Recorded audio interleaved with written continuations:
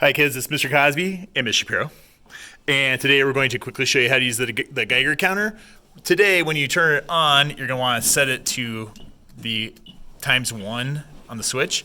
Make sure the sound is turned on and then it should be good to go. Then you hold the wand next to radioactive materials or anything you're trying to test to be radioactive. Let's just turn it back off because it's more fun to have Miss Shapiro make noises. Okay, so let's start with something that we think is radioactive. Okay, if you hold it up against it, it's making noise. You're going to take a piece of paper and slide it between and see if the paper blocks it. If it does, good job, you know that piece of paper will block it. But if it's still beeping, move on to a piece of ceramic and put that in between and see if that blocks it.